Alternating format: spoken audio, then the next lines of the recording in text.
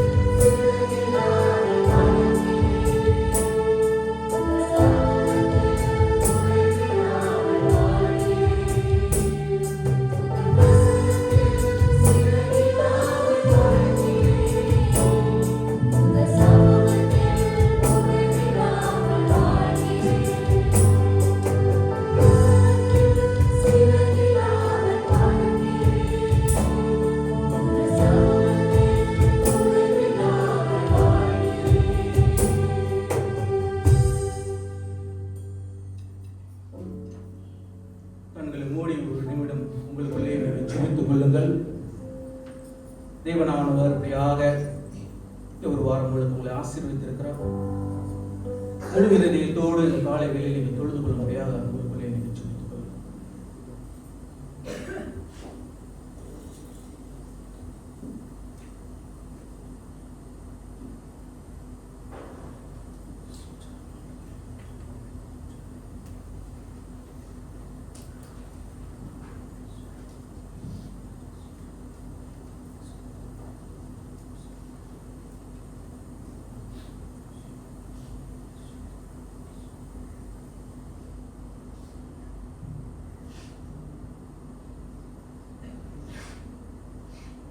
வேதத்திலிருந்து 2 வசனங்களை நான் வாசிக்கிறேன். 9ஆம் சங்கீதம் வசனம் 1-2 வரை. கர்த்தாவே, என் முழு இருதயத்தோடு உம்மை துதிப்பேன், உம்முடைய அதிசயங்களை எல்லாம் விவரிப்பேன், உம்மில் மகிழ்ந்து களி கூறுவேன். உன்னதமானவரே, உன் நாமத்தை கீர்த்தனை பண்ணுவேன். நம்முடைய தேவன் பெரிய தேவனாக இருக்கிறார், வல்லமையின் தேவனாக இருக்கிறார். அந்த வல்லமையின் தேவனை போற்றி பாடுவண்ணமாக சபையா யாவரும் எழுந்து நின்று அற்புதர் அற்புதர் என்ற பாடலை நாம் பாடுவோம்.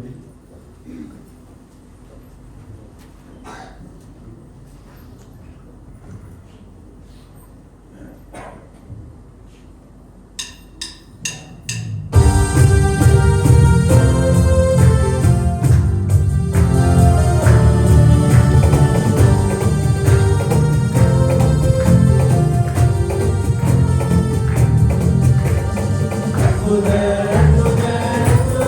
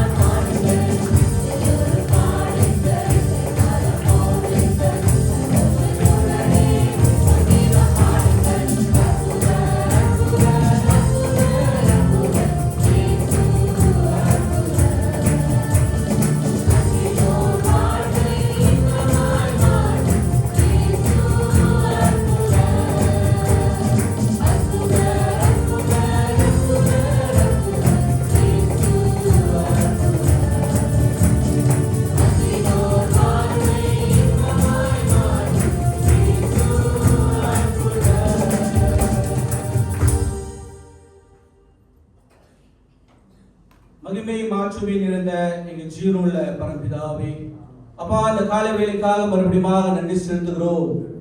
எல்லாம் நன்றிக்கும் உரிய தேவனா இருப்பதற்காக உங்களுக்கு நன்றி ஆண்டவரே.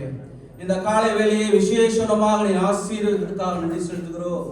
நல்ல ஒரு பருவநிலையை கொடுத்த ஆண்டவரே, எங்களை குடும்பமாக ஆண்டவரே நீர் கூட்டி வந்ததுக்காக நன்றி செலுத்துகிறோம். நீர் இரக்கம் பாராட்டுகிற தேவனா இருக்கிறதுக்காக உங்களுக்கு நன்றி செலுத்துகிறோம். அப்பா 6 நாள் வேலை செய்ய முடியாத 7வது நாளை ஓய்வு நாளை நீ கொடுத்திருக்கிற ஆண்டவரே, இந்த ஓய்வு நாள் ஆண்டவரே நாங்கள் எல்லோரும் நாங்கள் துதிக்க போற்ற புகழ ஆண்டவரே, இந்த நேரத்தை நாங்கள் பயன்படுத்திக் கொள்ளத்தக்க நீ உதவி செய்யும் ஆண்டவரே. நீர் மகா பெரிய தேவனாக இருக்கிற ஆண்டவரே, வல்லமையின் தேவன் ஆண்டவரே, மகத்துவத்தின் தேவன், அதிசயமானவராக இருக்கிற அற்புதராக இருக்கிற ஆண்டவரே. இந்த பாடல் மூலியமாக உண்மை நாங்கள் துதிக்கிறோம் ஆண்டவரே, உண்மை நாங்கள் தொழுது கொள்கிறோம் ஆண்டவரே, உங்களுக்கு நாங்கள் நன்றிகளை செலுத்துகிறோம் ஆண்டவரே. நீர் காட்டின அன்புக்காக நன்றி ஆண்டவரே, மகா பெரிய அன்பை எங்கள் வைத்ததுக்காக நன்றி செலுத்துகிறோம். ஒவ்வொரு சூழ்நிலையும் ஒவ்வொரு வேதனையிலும் ஆண்டவரே உங்க கரம் எங்கள் மேல் இருந்ததுக்காக நாங்கள் நன்றிகளை செலுத்துகிறோம் ஆண்டவரே. நீர் அன்பை பொழிகின்ற தேவனா இருக்கிறதுக்காக நன்றி செலுத்துகிறோம். இந்த காலை வேளையை ஆசீர்வதிப்பதற்காக நன்றி செலுத்துகிறோம். உங்களுடைய பிரசன்னம் இந்த ஆலயத்தில் நிரம்பி வழும்படியாக கெஞ்சுகிறோம் ஆண்டவரே. அப்பா அந்த வேளையில் ஆண்டவரே சீக்கிரம் வாசிக்கின்ற பிள்ளைகளை பாதுகாப்பு ஒப்பு கொடுக்கிறோம் ஆண்டவரே. இவர்கள் மத்தியிலும் தங்கியிருக்குமா கூட நாங்கள் கெஞ்சுகிறோம். அப்பா ஊழியம் செய்கின்ற ஒவ்வொரு உள்ளத்தையும் நீர் பலப்படுத்தும். உங்களுடைய நாமத்தின் மகிமைக்காக அவர்கள் ஊழியம் செய்ய காத்திருக்குமாக ஜெபிக்கிறோம். அப்பா இந்த வேளையில் ஆண்டவரே உடைய செய்தியை ஏந்தி வந்திருக்கிற பாஸ்டர் ஜீசனுக்காக ஜெபிக்கிறோம். அவரை நாங்கள் நினைக்கிறோம் ஆண்டவரே, இப்படியாக ஆண்டவரே அவர் ஆயத்தம் அந்த வார்த்தையானது அவர் மறைந்து என்று நீர் வெளிப்பட ஆண்டவரே, உங்களுடைய சத்திய வசனம் எங்களுக்கு புரிந்து கொள்ள முடியாத உங்களுடைய தெய்வ ஆவியான கொண்டு வலியுறுத்துமாக கூட நாங்கள் கெஞ்சுகிறோம். நமக்கு அதிகமான நன்றிகளை நாங்கள் செலுத்துகிறோம் ஆண்டவரே, நாங்கள் பண்ணுகிறோம் ஆண்டவரே, தலை குனிகிறோம் ஆண்டவரே. நீரே ஒரே தேவன் ஆண்டவரே, நீர் பெரியவராக இருக்கிறதுக்காக நன்றி செலுத்துகிறோம். எங்கள் குற்றம் குறைகள் பாவங்கள் யாவும் இருந்தாலும் மன்னித்து எங்களை சுத்திகரிக்கிறோமாக நாங்கள் ஜெபிக்கிறோம். இந்த காலை வேளையில் ஆண்டவரே பாத்திரமாக நாம் பங்கு கொள்ள உதவி செய்யும் ஆண்டவரே. நேற்று பால் ஒப்பு கொடுத்து இந்த ஜெபத்திற்கும் ஜீவனுள்ள பரம்பிதாவே ஆமென். அமர்கள்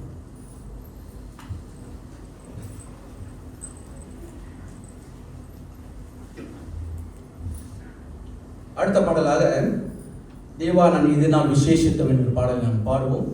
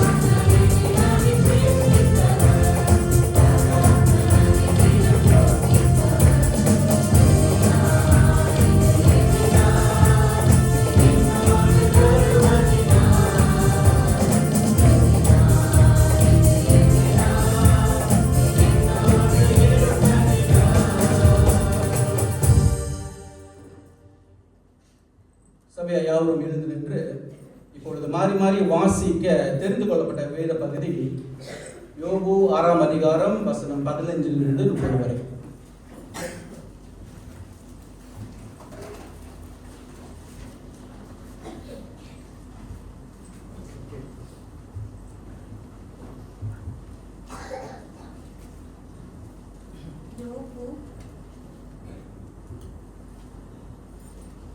யோபு 6ஆம் அதிகாரம் வசனம் 15 தொடங்கி 30 முடிய நாம் மாறி மாறி வாசிப்போம்.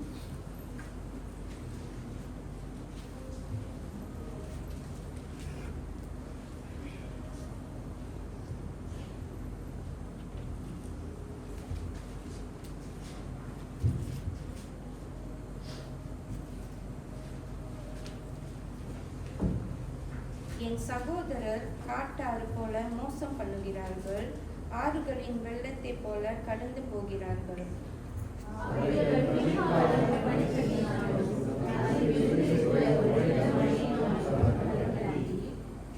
உஷ்ணம் கண்டவுடனே உருகி வற்றி, அனல் பட்டவுடனே தங்கள் ஸ்தலத்தில் உருவழிந்து போகின்றனர்.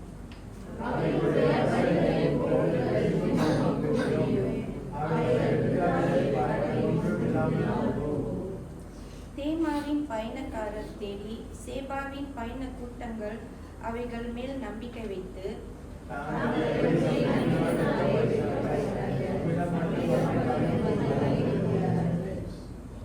அப்படியே நீங்களும் இப்பொழுது ஒன்றுக்கும் உதவாமல் போனீர்கள்.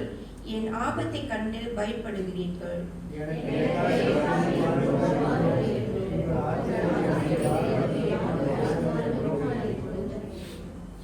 அல்லது சத்துருவின் கைக்கு என்னை தப்புவிடுங்கள், வல்லடிக்காரரின் கைக்கு என்னை நீங்களாக்கி மீட்டு விடுங்கள் என்றும் நான் சொன்னதுண்டோ?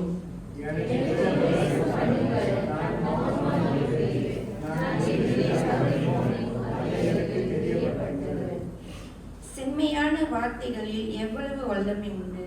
உங்கள் கடிந்து கொள்ளுதலினால் காரியம் என்ன?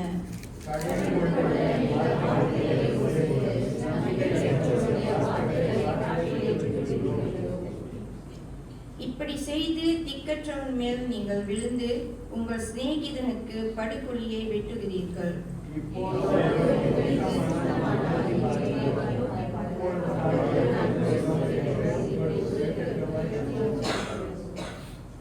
நீங்கள் திரும்புங்கள், அக்கிரமம் காணப்படாதிருக்கும்.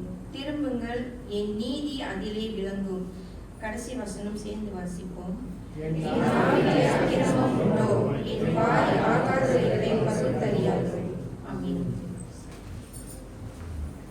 அமருங்கள். தேவன் தாமே இந்த திருவசனத்தை ஆசீர்வதிப்பாராக.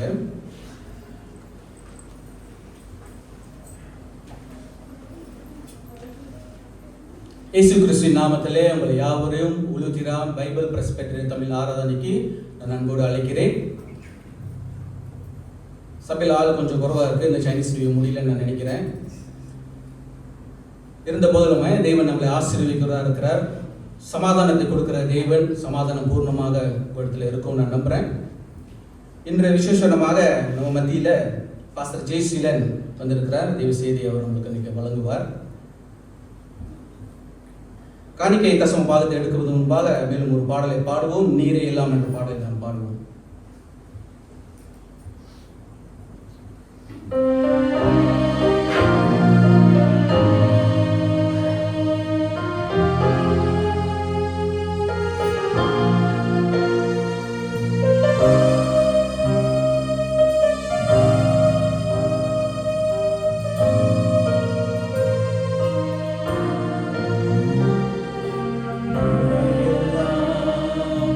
நீரே எல்லாம்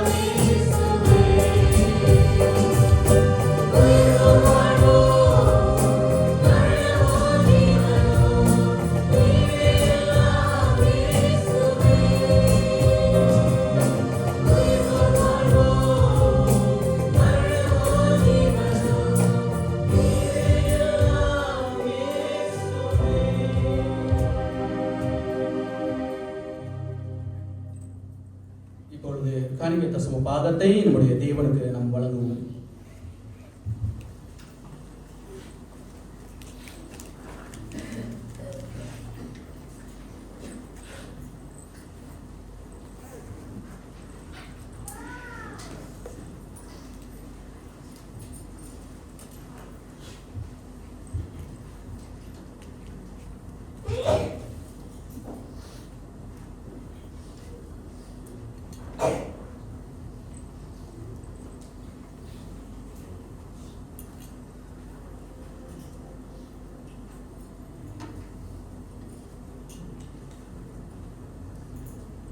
சோஸ்திர பாடலை நாம் பாடுவோம்.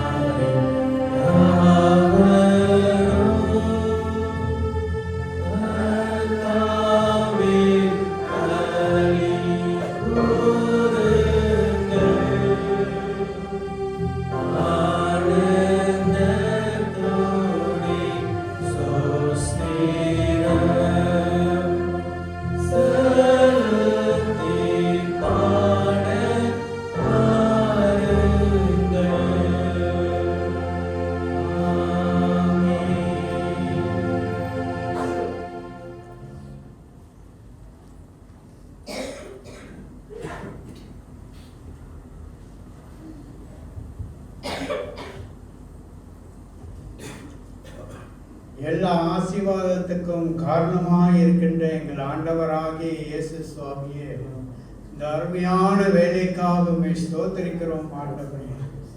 கடந்த நாட்களை எங்களை அருமையாக நீர் வழிநடத்தி வந்த தெய்வக்காக நன்றி செலுத்துகிறோம் ஆண்டவரே. உண்ண உணவும் உடுத்த உடையும் உறங்க இடமும் எங்களுக்கு வேலையும் நீர் போட்டு கொடுத்தீர். நாங்கள் வாகனம் பிரயாணம் செய்யும் போதெல்லாம் உடைய பாதுகாப்புக்காக நன்றி பிதாவே. அந்த நினைவோடு ஆண்டவரே உடைய சமூகத்திலே எங்களுடைய காணிக்கையும் தசம பாவத்தையும் செலுத்தியிருக்கிறோம் ஆண்டவரே. இதை நீர் ஏற்றுக்கொள்ள வேண்டும் என்று செபிக்கிறோம். கொடுத்த ஒவ்வொரு கரத்தையும் அவர்களுடைய குடும்பத்தையும் படிப்பும் வேலையும் நீர் ஆசீர்வதிக்க வேண்டும் என்று செபிக்கிறோம். கொடுக்க முடியாத கரத்துக்காக செபிக்கிறோம். வருகின்ற வாரத்தில் அவர்கள் கொடுக்கத்தக்கதாக அவர்களையும் நீர் ஆசீர்வதிக்க வேண்டும் என்று செபிக்கிறோம். ஆண்டவரே, இந்த காணிக்கையை எடுத்து பயன்படுத்துகின்ற சபை தலைவர்களுக்காக ஜெபிக்கிறோம் ஆண்டவரே. ஞானத்தை தந்து இந்த சபையை விருத்தி அடைவதற்கு அந்த காணிக்கை எடுத்து பயன்படுத்த அவர்களை நீர் வழி நடத்த வேண்டும் என்று ஜெபிக்கிறோம். எங்களையே தாழ்த்து ஒப்படைக்கிறோம். இயேசுவின் நாமத்தில் ஜெபிக்கிறோம் நல்ல பிதாவே, ஆமென்.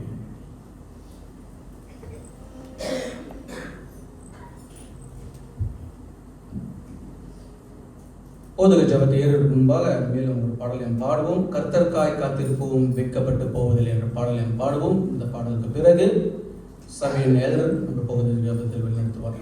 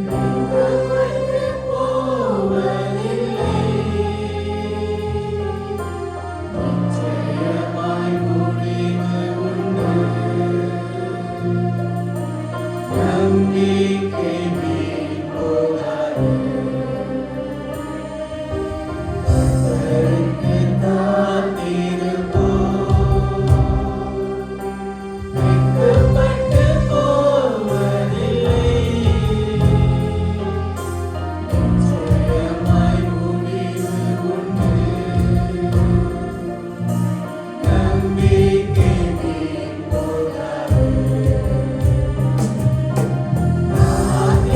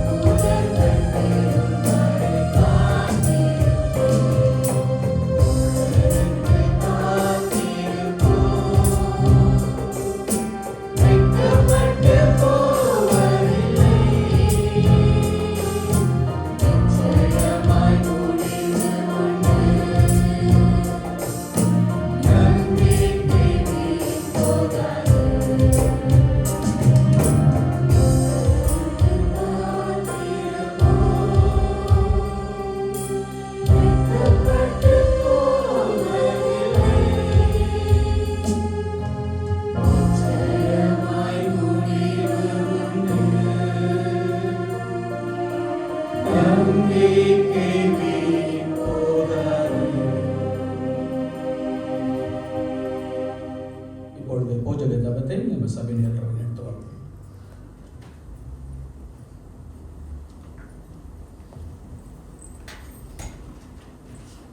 நாம் யாவரும் எழுந்து நின்று ஜெபத்துக்கு கடந்து செல்வோம்.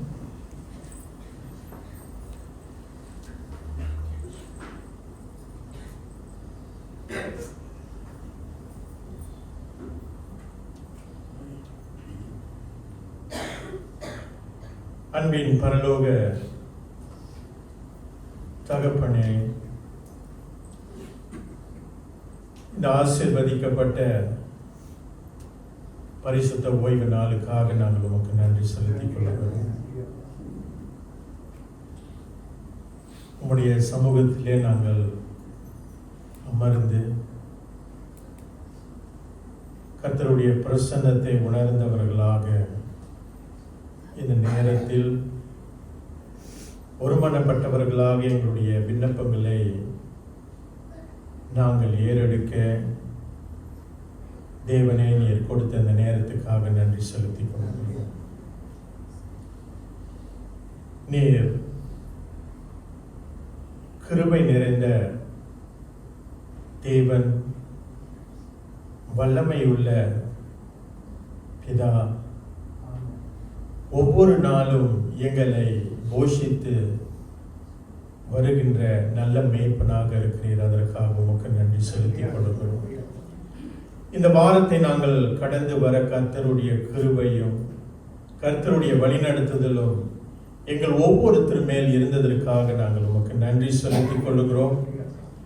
ஒவ்வொரு நாளை நாங்கள் எண்ணி பார்க்கும் பொழுது நீர் செய்த மகத்துவமான அதிசயங்களை நாங்கள் நினைவு கூற, குறிப்பாக இந்த ஜெப வேளையிலே நாங்கள் அதை ஏறெடுத்து பார்க்க ஆண்டவரே, நன்றி உள்ளத்தோடு உமக்கு ஸ்தோத்திர பலிகளை நாங்கள் ஏறெடுக்க நீ தொடர்ந்து எங்களோடு இடைப்பட நாங்கள் வேண்டுதல் செய்கிறோம். வந்த ஒவ்வொரு பிள்ளைகளுக்காக நாங்கள் உமக்கு நன்றி செலுத்திக் கொள்கிறோம். வந்து வெறுமனே திரும்பாதபடி தேவ ஆசீர்வாதத்தை பெற்று இன்றைக்கு விடு திரும்ப கர்த்தருடைய சத்தத்தை கேட்ட தேவ ஜனங்களாக விடு திரும்ப நீர் எங்களோடு இடைப்பட நாங்கள் வேண்டுதல் செய்கிறோம். இந்த வாரத்தில் திருச்சபையிலே நடந்தேறிய எல்லா ஊழியங்களுக்காக நாங்கள் நன்றி செலுத்திக் கொள்கிறோம்.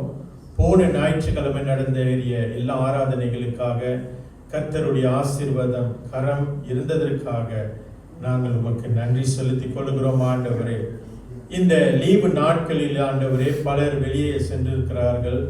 பத்திரமாய் மீண்டுமாக வீடு திரும்ப கர்த்தர் பயணங்களை ஆசீர்வதித்தீர்.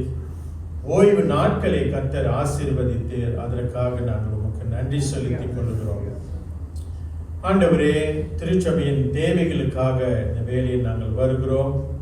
குறிப்பாக ஆண்டவரே, எங்களுக்கு நல்ல ஒரு கட்டடத்தை கர்த்தர் வைத்திருக்கிறீர். அதை அதிகமாய் நாங்கள் விசுவாசிக்கிறோம். ஏற்ற காலத்தில் ஏற்ற நேரத்தில் நீர் எங்களுக்கு கொடுக்க போவதற்காக நாங்கள் நன்றி செலுத்திக் கொள்கிறோம். தொடர்ந்து உற்சாகத்தோடு நாங்கள் செபித்து கொடுத்து காத்திருக்க ஆண்டவரே, கர்த்தருடைய சமூகத்திலே காத்திருப்போர் வெட்கப்பட்டு போவதில்லை என்று நாங்கள் பாடினது போல ஆண்டவரே, தொடர்ந்து நாங்கள் காத்திருக்க அந்த ஆசீர்வாதமான நாட்களுக்காக நாங்கள் காத்திருக்க ஆண்டவரே, ஒருமனப்பட்டவர்களாக இந்த வேலையிலே நாங்கள் செபில் செய்கிறோம். ஆண்டவரே, சபையில வியாதிப்பட்ட பிள்ளைகளுக்காக நாங்கள் செபிக்கிறோம். குறிப்பாக ஆண்டவரே, ஒவ்வொரு நாட்களும் சரீரத்தில் இருக்கக்கூடிய பலவீனத்தினால கஷ்டப்படுகின்ற பிள்ளைகளுக்கு தேவன் தொடர்ந்து அவர்களுக்கு இரக்கம் பாராட்ட நாங்கள் வேண்டுதல் செய்கிறோம். குறிப்பாக சகோதரர் டேனிக்காக நாங்கள் செபிக்கிறோம். சகோதரி திரேசாவுக்காக செபிக்கிறோம். மற்ற உடல் நலம் இல்லாத பிள்ளைகளுக்கு கர்த்தர் தொடர்ந்து சிகிச்சையின் மூலமாக மருந்தின் மூலமாக நீர் சுகத்தை கட்டளையிட நாங்கள் வேண்டுதல் செய்கிறோம். எப்பொழுதும் கர்த்தரையே நோக்கி பார்த்து தங்களுடைய பலவீனத்தில் கடவுளுடைய பலனை பெற்றுக்கொள்ளும்படியான கிருபையை நீர் அவர்களுக்கு கொடுக்க நாங்கள் வேண்டுதல் செய்கிறோம். ஆண்டவரே, அடுத்த மாதம் திருச்சபையிலே நடைபெறுகின்ற இந்த பெண்கள் ஐக்கிய கூட்டத்துக்காக நாங்கள் ஜெபிக்கிறோம். எல்லா ஏற்பாடுகளும் கர்த்தர் தொடர்ந்து ஆசீர்வதித்து கொடுக்க, குறிப்பாக தேவ செய்தியாளரை கர்த்தர் ஆயத்தப்படுத்த, எல்லா பெண்களும் ஆண்டவரே இந்த கூட்டத்தில் கலந்து கொண்டு ஆசீர்வாதத்தை பெற்றுக்கொள்ள ஆண்டவரே நீர் கிருபை பாராட்ட நாங்கள் வேண்டுதல் செய்கிறோம். ஆண்டவரே, நாளைய தினத்திலே எங்களுடைய கமிட்டி மீட்டிங் நல்ல விதமாய் நடையேறிய ஆண்டவரே நீர் கிருபை பாராட்ட நாங்கள் வேண்டுதல் செய்கிறோம். காரியங்களை நாங்கள் பேச, முடிவுகளை எடுக்க ஆண்டவரே எல்லா சபை தலைவர்களுக்கும் நீர் கிருபை பாராட்ட நாங்கள் வேண்டுதல் செய்கிறோம். அடுத்த வாரம் எங்களுடைய AGM கூட்டத்திற்காக நாங்கள் ஜெபிக்கிறோம். அதையும் கர்த்தர் தொடர்ந்து ஆசீர்வதிக்க, எல்லா உளுத்திரம் சபையினர் வந்து கலந்து கொள்ளும்படி ஆண்டவரே வழிகளை நீர் திறந்து கொடுக்க, சபையில பேசக்கூடிய எல்லா காரியங்களும் நாங்கள் பேசி முடிவுகள் எடுக்க ஆண்டவரே நீர் தொடர்ந்து கிருபை பாராட்ட, குறிப்பாக இந்த உளுத்திரம் திருச்சபையின் வளர்ச்சிக்காக நாங்கள் பாடுபடுகின்றவர்களாக, ஒற்றுமைக்காக நாங்கள் பாடுபடுகின்றவர்களாக ஆண்டவரே தொடர்ந்து சபையினர் எல்லாரையும் நீர் அழைத்து வர நாங்கள் வேண்டுதல் செய்கிறோம். திருச்சபையில் இருக்கின்ற வாலிப பிள்ளைகளுக்காக நாங்கள் ஜெபிக்கிறோம். ஆண்டவரே, இந்த பிள்ளைகளை தொடர்ந்து நீர் வழி நடத்த நாங்கள் வேண்டுதல் செய்கிறோம். வாழ்க்கையிலே எடுக்கக்கூடிய எல்லா முடிவுகளும் ஆண்டவரே கர்த்தருடைய சித்தத்தை முன்னிட்டு அவர்கள் முடிவுகளை எடுக்க, குறிப்பாக ஆண்டவரே தங்களுடைய எதிர்காலத்தை கர்த்தருடைய சித்தத்தின் பிரகாரமாய் ஆண்டவரே ஆலோசனை பெற்று இந்த பிள்ளைகள் தொடர்ந்து முடிவுகள் எடுக்க ஆண்டவரே நீர் கிருபை பாராட்ட, குறிப்பாக பெற்றோர்களுக்கும் நீர் அதிக கிருபை கொடுத்து வழிநடத்துதலை கொடுக்க நாங்கள் வேண்டுதல் செய்கிறோம். சபையில் இருக்கக்கூடிய சிறு பிள்ளைகளை தொடர்ந்து நீர் நடத்தும். படிக்கின்ற பிள்ளைகளுக்கு தொடர்ந்து ஞானத்தையும் ஆண்டவரே நீர் கிருபை பாராட்ட நாங்கள் வேண்டுதல் செய்கிறோம். தெய்வீக ஞானத்தை அவர்களுக்கு கொடுத்து பள்ளியிலே சிறந்தோங்க ஆண்டவரே அதற்கான வழிவாசலை திறந்து கொடுக்க நாங்கள் வேண்டுதல் செய்கிறோம். ஆண்டவரே, மனபாரத்தோடு வந்த பிள்ளைகளுக்கு தொடர்ந்து நீர் இரக்கம் பாராட்டி அவர்களுடைய இதயத்தின் குமறுகளை கர்த்தர் அறிந்த தேவனாக இருக்கிறேன், கண்ணீர்களை அறிந்த தேவனாக இருக்கிறேன். உம்முடைய பாத தண்டையிலே தொடர்ந்து இந்த பிள்ளைகள் காத்து இருந்து கர்த்தருடைய சித்தத்தை பெற்றுக்கொள்ள ஆண்டவரே நீர் கிருபை பாராட்ட நாங்கள் வேண்டுதல் செய்கிறோம். வேலை இல்லாதவர்களுக்கு நீர் வேலை போட்டு கொடுத்ததற்காக நன்றி. உம்முடைய ஆசீர்வாதம் கரம் தொடர்ந்து அந்த குடும்பத்தை நடத்தும்படியான திராணிகளை கர்த்தர் கொடுக்கும்படி நாங்கள் வேண்டுதல் செய்கிறோம். ஆண்டவரே, பிறந்த நாளை எத்தனிக்கின்ற சகோதரி சுரேஷ்காக நாங்கள் ஜெபிக்கிறோம். மகனை நீர் தொடர்ந்து நடத்த, மகனுக்கு நீர் வழங்கிய ரட்சிப்பை உணர்ந்து ஆண்டவரே இந்த கிறிஸ்துவ ஜீவியத்தை தொடர்ந்து கர்த்தருக்காக வாழ ஆண்டவரே மனதின் பிரயாசத்தை கர்த்தர் தொடர்ந்து பூர்த்தி பண்ண நாங்கள் வேண்டுதல் செய்கிறோம். குடும்பத்தை நடத்தக்கூடிய திராணியை கொடுத்த ஆண்டவரே, வேலை செய்ய பலத்தை கொடுத்து அவருடைய பிரயாணங்கள் எல்லாம் கர்த்தர் ஆசீர்வதித்து தொடர்ந்து குடும்பத்துக்கும் திருச்சபைக்கு நல்ல ஒரு தேவ பிள்ளையாக காணும்படியான கிருபையை நீர் அவர்களுக்கு கொடுக்க நாங்கள் வேண்டுதல் செய்கிறோம். ஆண்டவரே, நீர் நல்லவர், வல்லவர். உம்முடைய வேதத்தின் வெளிச்சத்தின் மூலியமாக ஒவ்வொரு நாளும் எங்களுடைய சிந்தனையை நீர் ஒருநிலைப்படுத்துகிறீர், எங்களுக்கு நீர் தெளிவை கொடுக்கிறீர். அதற்காக நாங்கள் நன்றி செலுத்தி கொடுக்கிறோம். இன்றைக்கும் உடைய தாசனை நீர் பயன்படுத்தி கர்த்தர் வைத்திருக்கிறதான அந்த பரலோக ரகசியத்தை எங்களோட ஆத்மீக மன்னாவை நீர் பூர்த்தி பண்ணும்படி நாங்கள் வேண்டுதல் செய்கிறோம். அவரோடு நீர் இடைப்பட நாங்கள் வேண்டுதல் செய்கிறோம். அவரை நீர் அபிஷேகித்த ஆண்டவரே, அவர் பேசாதபடி கர்த்தருடைய பரலோக வார்த்தையை அவர் வெளிப்படுத்த நாங்கள் அவர்களுக்காக ஜெபிக்கிறோம். ஆவியானவரே, தொடர்ந்து அவரை நீர் நடத்த நாங்கள் வேண்டுதல் செய்கிறோம். மீண்டுமாக ஆண்டவரே, எங்களுடைய எல்லா பலவீனங்கள், தப்பிதங்கள், உமக்கு விரோதமாய் செய்த எல்லா காரியங்கள் ஆண்டவரே எங்களுக்கு தயவாய் மன்னித்து உம்முடைய சத்தத்துக்கு நாங்கள் செவி கொடுக்க எங்களை நாங்கள் ஒப்பு கொடுக்கிறோம். ஆண்டவரே, இந்த ஆராதனையை தொடர்ந்து நீ நடத்த நாங்கள் வேண்டுதல் செய்கிறோம். வந்தவர்கள் ஒவ்வொருத்தரையும், குறிப்பாக சிறு பிள்ளைகள் சண்டே ஸ்கூல் ஊழியத்தையும் கர்த்தர் ஆசீர்வதித்து கொடுக்க, படிச்சு கொடுக்கின்ற ஆசிரியர்மார்களுக்கு கர்த்தர் ஞானத்தை கொடுத்து, குறிப்பாக இந்த பிள்ளைகளுக்கு வேண்டிய இந்த ரட்சிப்பின் பாதையை சொல்லிக் கொடுக்க ஆண்டவரே நீர் அவர்களை தொடர்ந்து எடுத்து பயன்படுத்த நாங்கள் வேண்டுதல் செய்கிறோம்.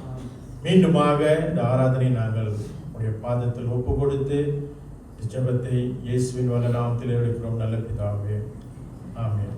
சபையார் அமருங்கள். இன்றைக்கும் கர்த்தருடைய வார்த்தையை பகிர்ந்து கொள்ள பாஸ்டர் ஜெய்சிலன் இந்த வருடத்தில் முதல் செய்தியை கொடுக்கிறார்.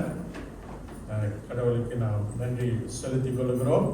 ஒரு பெரிய கைத்தட்டு கொடுத்து அவர் வரவேற்கிறோம். வேத பகுதியை வாசிக்கிறவர்கள் கொண்டாடுவோம்.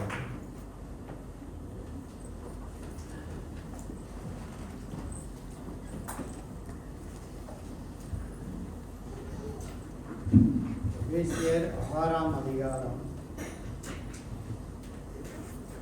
எபேசியர் 6ஆம் அதிகாரம் வசனம் 13 தொடங்கி 18 முடியும்.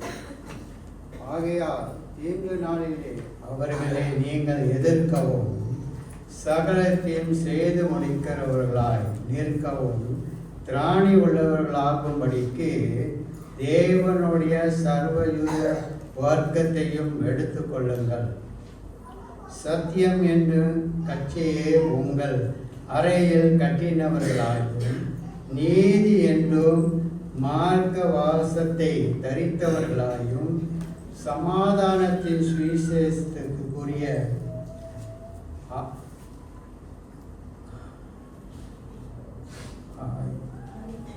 ஆயத்தம் என்றும் பாதரட்சையே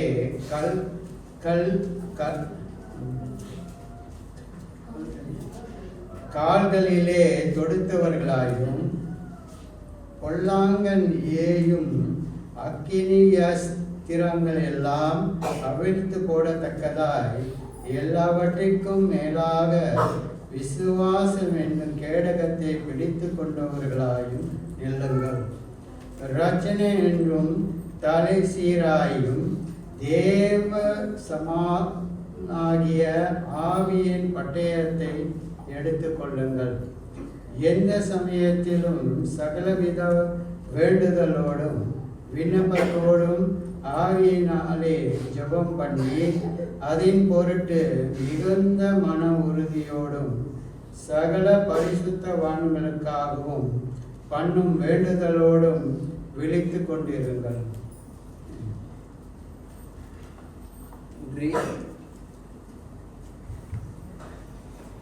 கர்த்தர் உங்களை ஆசீர்வதிப்பாராக. கொஞ்சம்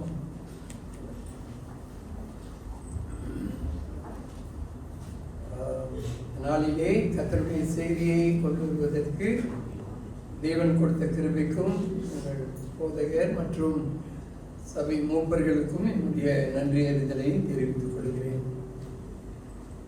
பிரியமானவர்களே, இது 4வது வருஷம் கூட இருக்கேன். தொடர்ச்சியாக y'all have faith in me, bringing God's word. ஒரு வருடத்துக்கு குறைந்தபட்சம் ஒரு முறையாவது நீங்கள் என்னை அழைக்கிறீர்கள். அதுக்காக நன்றி செலுத்துகிறேன். அதுக்கு பிற்பாடு ஊழாயிலையும் ஒரு முறை செய்தேன். அப்புறம் நூசா இண்டா உங்களுடைய கிளை சபைகளிலே நான் கர்த்தருடைய வார்த்தையை பகிர்ந்தேன். இங்கே இந்த இது ஒப்புக்கொள்வதற்கு ஒப்புக்கொண்ட பிற்பாடு தான் என்னுடைய கண்ணு கேத்தரிக் ஆப்ரேஷன் செய்யணும் அப்படின்னு சொல்லி டேட் கொடுத்தாங்க. So I didn't want to actually postpone the thing. இங்கே செய்தியும் போஸ்ட்போன் பண்ணலை, ஆப்ரேஷனும் போஸ்ட்போன் பண்ணலை. கடந்த 6ஆம் தேதி நடந்தது. ஓய்வில் இருக்க வேண்டும் என்று டாக்டர் சொன்னார்கள். இந்த கர்த்தருடைய வார்த்தையை சொல்வதற்கு கர்த்தர் தடை விதிக்கவில்லை. நன்றி செலுத்துகிறேன் ஆண்டவருக்கு. பாருங்கள், குறைவாக இருக்கிறாங்கன்னு சொல்ல கூட தான் இருக்கிறாங்க ஆளு. டேனி கூட தான் ஆளு. ஓகே, பாஸ்டர் ஜெபித்தது போல பயணத்தில் சென்றவர்கள் மறுபடியும் பத்திரமாக சபைகளிலே வந்து ஆராதிக்க கர்த்தர் கிருபை செய்வார். கண்களை மூடி ஜெபம் செய்வோம். ஆண்டவரே, நாளிலும் ஆண்டவரே ஒரு செய்தியை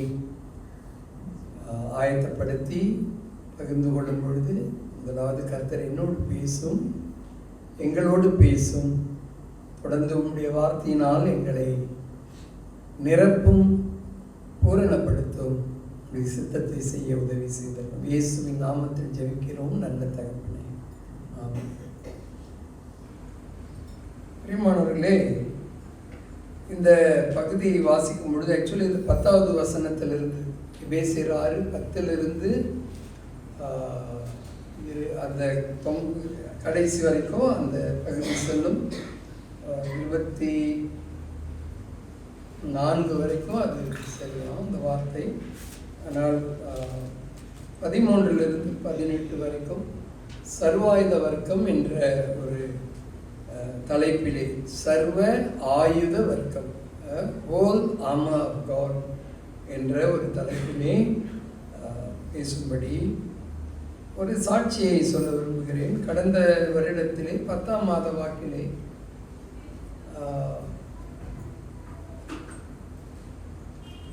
என்னுடைய சபையில் நடந்த காரியத்தை குறித்து, அது வெளியே போய் சபையில் நடக்கிறதெல்லாம் சபை ஒழுங்கே இருக்கணும் இல்லையா, அது வெளியே போய் வேற ஒரு பிரச்சனை விஸ்வரூபம் எடுத்து சபையை விட்டு போன ஒரு போதகர், அவர் என் மகன் மீது ஒரு டிஃபமேட்டரி கேஸ் ஃபைல் பண்ணார். ஆனால் அது அந்த விஷயம் வரும்பொழுது, எங்களுக்கு அறிவிக்கப்பட்ட பொழுது 2 வாரத்தில் மன்னிப்பு கேட்கணும், இல்லைன்னா மான நஷ்ட வழக்கு 1,50,000 கேஸ் போட்டார் ஊழியக்கார் பாஸ்டர். அப்போ அது எங்களுக்கு நிறைய சந்தேகம் ஏற்பட்டுச்சு. வேதத்தில் சபையிலிருந்து சிவில் கோர்ட்டுக்கு ஒரு வழக்கு நிமித்தம், ஒரு கருத்து வேறுபாடின் நிமித்தம் போகக்கூடாது என்று வேதத்திலேயே இருக்கிறது. இது எப்படி ஒரு ஊழியக்காரர் செய்கிறாருன்றெல்லாம் ரொம்ப யோசனையாக இருந்தது. அந்த சமயத்தில் நான் இந்தியாவுக்கு சென்றிருந்தேன். சென்று மறுபடியும் திரும்பி வந்த பிற்பாடு அந்த சபையினுடைய தலைமை போதகருக்கு நான் கால் செய்து, இது சரியில்லாத காரியம், எதுவுமே நம்ம சபை காரியங்கள் என்று சொல்லும் பொழுது பேசி தீர்த்து கொள்ளணும் அப்படின்னு சொன்னால் அவரும் ஒத்துக்கொண்டு அதை ஏற்பாடு பண்ணுறேன்னு சொன்னார். அதுக்குள்ளாராக அந்த சம்பந்தப்பட்ட போதகர் கேஸ் போட்டுட்டார். Through a lawyer he filed a suit. Then நாங்களும் ஆக்சுவலி நான் அப்போ தான் அன்றைக்கு தான் எனக்கு தெரியுது, ஒருத்தர் மான நஷ்ட வழக்கு எது போட்டாலும் அது பொதுவாக நீதிமன்ற வாயிலாகவே அதை டீல் பண்ணணும் அப்படின்னு சொல்லி. அது நல்லது, ஏன்னா கோர்ட்லேருந்து இது வந்துருச்சு, நம்ம அதை நம்ம மேலே குற்றம் இல்லைன்னாலும் அதை நம்ம எதிர்த்து நீதிமன்றம் எதிர்க்கக்கூடாது. So we also had to hire a lawyer. Okay, ஒரு கிறிஸ்தவ லாயரை வைத்து பேசின பிற்பாடு இவரும் ஒரு கடிதம் அனுப்பினார். நாங்கள் பொதுவாக எங்கள் வீட்டில் எவ்ரி மண்டே ஃபேமிலி ப்ரேயர் இருக்கும். என்னுடைய மூத்த மகன், 2வது மகன் இன்னொரு இடத்துல இருக்கார். ஒவ்வொரு மண்டே மாறி மாறி ப்ரேயர் வைத்துக் கொள்வோம், ஜெபம் ப்ரேயர்ட்டு. அந்த ஜெப குறிப்புகள்லாம் வரும். ஓகே, அப்போ இந்த காரியங்கள் வரும்பொழுது நாங்கள் ஆண்டவருடைய காரியத்தில் யோசிக்கிறோம், நம்ம எந்த தவறும் செய்யலை, என் மகனும் தவறு செய்யலை. அது அந்த ஆர்கியூமெண்ட் டைமில் ரெக்கார்ட் பண்ணியிருக்காங்க. someone had recorded it. Okay, and then there were also leaders. இங்கிருந்து போய் வேறு இடத்துல தவறுதலாக சொன்னவர்கள், மாற்றி சொன்னவர்கள், கலகத்தை ஏற்படுத்த வேண்டும் என்று சொன்னவர்கள், அவர்களுக்கு எந்த ஒரு பேசிஸும் இல்லாமல் போயிடுச்சு. ஆனால் அந்த போதகர் முன்னால் அங்கே இருந்ததுனால அவரை பற்றி பேசினாங்கன்னு சொல்லி அவர் நாங்கள் ஜெபித்து இந்த காரியத்திற்காக ஜெபித்து வந்தோம். அதுக்கு பிற்பாடு ஒரு 10ஆம் மாதம் 11 12ஆம் மாதத்தில் கேஸ் விட்ரோ பண்ணுறாங்க. Withdraw the case. அப்போ நாங்கள் இதை குறித்து தியானித்த பொழுது, ஆராய்ந்து பேசின பொழுது, இது எதனால் இப்படி ஏற்பட்டது அப்படின்னு சொல்லி நாங்கள் யோசித்த பொழுது கர்த்தர் ஒரு காரியத்தை வெளிப்படுத்தினார். தீங்கு நாளிலே, ஓகே, தீங்கு நாளிலே என்று சொல்லி ஒரு வார்த்தை அங்கே நான் பார்த்தேன். 13வது வசனம், ஆகையால் தீங்கு நாளிலே அவைகளை நீங்கள் எதிர்க்கவும் சகலத்தையும் செய்து முடித்தவர்களாய் நிற்கவும் திராணி உள்ளவர்களாகும்படிக்கு தேவனுடைய சர்வாயுத வர்க்கத்தையும் எடுத்துக்கொள்ளுங்கள். தீங்கு நாள் என்பது எப்போதும் நம்ம பிரச்சனைகளை எதிர்நோக்குகிறோம். ஆனால் தீங்கு நாள் என்பது விசேஷமாக பிசாசானவள், சத்துருவானவள் தேவ பிள்ளைகளுக்கு எதிராக கொண்டு வருகிற, அது குற்றச்சாட்டாக இருக்கலாம், அல்லது அது ஒரு விசுவாசியை, ஊழியக்காரனை வீழ்த்தும்படியாக, விசுவாசத்தில் விலகும்படியாக செய்யலாம் என்ற ஒரு காரியத்தை ஆண்டவர் அந்த நாளிலே எனக்கு கற்றுக் கொடுத்தார்.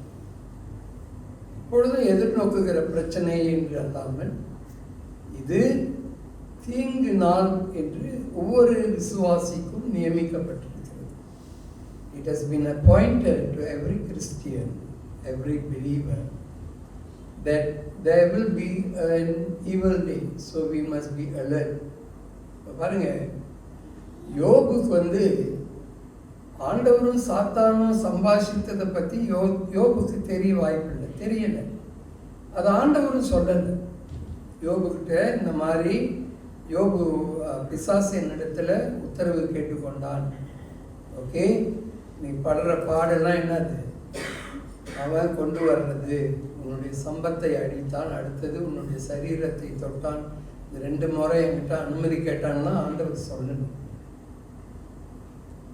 ஆனால் இது அவனுக்கு நேர்ந்த ஒரு தீங்கு நாள் என்று அவன் அறிந்து ஆண்டவரை நம்பி இருந்ததை நாம் பார்த்தோம். அதுபோல லூக்கா 22:31 இயேசு கிறிஸ்து பேதுருவினிடத்திலே சொல்லுகிறார். நான் இதை நிறைய தடவை சொல்லியிருக்கேன் இங்கே செய்தி கொடுக்கும் பொழுது. இது என்ன சொல்லுகிறார் என்றால், இயேசு கிறிஸ்து சொல்லுகிறார், சீமோனே சீமோனே, கோதுமையை சுலகினால் புடைக்கிறது போல உன்னை புடைக்கிறதற்கு சாத்தான் இடத்தில் உத்தரவு கேட்டுக்கொண்டார். ஓகே, சாத்தான் இயேசு கிறிஸ்துவனிடத்தில் உத்தரவு கேட்குறான். உன்னோட சீஷன் இல்லை, ஒருத்தனை நான் கொஞ்சம் நிமித்தணும், கொஞ்சம் புடைக்கணும் அப்படின்னு சொல்லி கேட்கும் பொழுது ஆண்டவர் சொல்கிறார், முடியாது, அப்படிலாம் நீ தொட்டிட முடியாது என்று சொல்லவே இல்லை. இது ஆண்டவர் இயேசு கிறிஸ்து பேதுருவிடத்திலே சொல்றார், என்னன்னு, உத்தரவு கேட்டுக்கொண்டால் நானோ உன் விசுவாசம் ஒழிந்து போய்விடாதபடி உனக்காக வேண்டிக் கொண்டேன். அப்படி சொல்லிட்டு, நீ குணப்பட்ட பிற்பாடு பின்னர் உன்னுடைய சகோதரனை ஸ்திரப்படுத்து என்று சொல்கிறார். அப்படி என்றால் தேவ பிள்ளைகள் ஒவ்வொரு நாள் வாழ்க்கையிலே அநேக பிரச்சனைகள் சந்தித்தாலும் சில குறிப்பிட்ட சம்பவங்கள் நடக்கும் பொழுது அதை ஆவிக்குரிய ரீதியிலே சிந்திக்க வேண்டியது அவசியமான காரியமாய் இருக்கிறது. அப்படி நாம் அதை சிந்திக்கும் பொழுது பிரியமானவர்களே, அது எப்படி அந்த காரியம் நடக்கிறது, எப்படி நாம் அதை மேற்கொள்ள வேண்டும் என்று சொல்லி நாம் ஆண்டவரிடத்திலே ஞானத்தை பெற்று அதை எதிர்கொள்வதற்கு அது ஏதுவாக இருக்கும். சரிங்களா? அது ஏதுவாக இருக்கும் என்று நாம் பார்க்கிறோம். இப்போ ஆண்டவருடைய நிறைய ப்ராமிசஸ் இருக்கு இல்லையா, நிறைய வாக்கு தத்தங்கள் உண்டு. பயப்படாதே, உன்னோடு இருக்கிறேன், திகையாதே என்றெல்லாம் சொல்லி நிறைய வாக்கு தத்தங்கள் கொடுத்திருக்கிறார். அந்த வாக்கு தத்தங்களை நாம் கிளைம் பண்றோம். Okay, we claim those promises that God had given us through the word of God. அப்படி நாம் பெற்றுக்கொள்ளும் பொழுது எதிர்த்து நிற்கவோ அல்லது அந்த சூழ்நிலையிலிருந்து வெளியாகவோ தேவன் நமக்கு ஞானத்தை தருகிறார் என்று நாம் பார்க்கிறோம். ஆனால் குறிப்பிட்ட வாசித்த இந்த பகுதியிலே நீங்கள் ஆயத்தப்படுங்கள், நீங்கள் எதிர்கொள்ளுங்கள் என்று சொல்லி ஆண்டவர் சொல்லுகிறதை நாம் பார்க்கிறோம். Right? There are some promises that God has bestowed to us where we just got to claim and settle. But there are times God says, you prepare yourself, you go for the fight. இப்ப யாத்திராகமம் 14:14 ஆண்டவர் சொல்லுகிறார், யுத்தம் கர்த்தருடையது, நீ சும்மா இரு, நான் யுத்தம் பண்றேன்னு சொல்லி அவர் போய் யுத்தம் பண்றாரு. ஆனால் இந்த வாசித்த இந்த பகுதியிலே தேவனுடைய சர்வாயுத வர்க்கத்தை தரித்துக் கொள்ளுங்கள் என்று சொல்லுகிறதை நாம் பார்க்கிறோம். பிரியமானவர்களே, எபேசியர் 6ஆம் அதிகாரம் முதல் 1 to 9 வசனங்கள் வரை ரிலேஷன்ஷிப் பற்றி ஆண்டவர் பேசுகிறார். உறவுகளை குறித்து பேசுகிறார். யாருடைய உறவு? பெற்றோர் பிள்ளைகள், அப்புறம் பிள்ளைகள் பெற்றோர், அப்புறம் வேலைக்காரன் அல்லது அடிமை எஜமான். ஓகே, அவர்களுடைய உறவை குறித்து எபேசியரிலே பவுல் மூலமாக ஆண்டவர் சில காரியங்கள் நமக்கு சொல்லுகிறார். இதெல்லாம் சொல்லிட்டு இந்த பிரச்சனை சகோதரருக்குள்ளாரே விசுவாசிகளுக்குள்ளாரே வருகிறது இயல்புதான். ஆனால் வான மண்டலங்களின் பொல்லாத ஆவிகள், இந்த லோகத்தின் அதிகார பிரபுக்கள் என்றெல்லாம் சொல்லி ஒரு சக்தி உண்டு, அதற்கு எதிராகவும் நீங்கள் ஃபைட் பண்ண வேண்டியது அவசியம் என்று சொல்லி அங்கே 12வது வசனத்தில் என்னென்ன காரியம் என்று சொல்லுகிறார் இல்லையா? அப்பா பிள்ளை உறவு, அது மாம்சமும் சதையும் ரத்தம், மாம்சமும் சத்தமும். மனுஷனுக்கு ஏற்படுகிற ஒரு போராட்டம், ஒரு முரண்பாடு, ஒரு தர்க்கம், ஒரு கருத்து வேறுபாடு, சபையில் கூட இதை நம்ம பார்க்குறோம், குடும்பத்தில் இதை பார்க்குறோம், வேலை இடத்துல இதை நம்ம பார்க்கிறோம். ஆனால் நம்முடைய தனிப்பட்ட ஆவிக்குரிய ஜீவியத்திலே இது அனுமதிக்கப்படுகிறது. It is allowed by God himself. Why must God allow? பேதுருவிட்ட ஆண்டவர் சொல்லும் பொழுது, உன்னை சுலகினால் புடைக்கிறது போல புடைப்பான், நான் உனக்காக வேண்டிக் கொள்கிறேன். இயேசு கிறிஸ்து நமக்காக வேண்டிக் கொள்கிறார். யோவான் 17ஆம் அதிகாரத்தில் தன்னுடைய சீடர்களுக்காக இயேசு கிறிஸ்து ஜெபித்த விண்ணப்பத்தின் ஜெபம் அற்புதமான ஒரு ஜெபம். அதை நான் வீட்டில் போய் தியானம் பண்ணலாம்.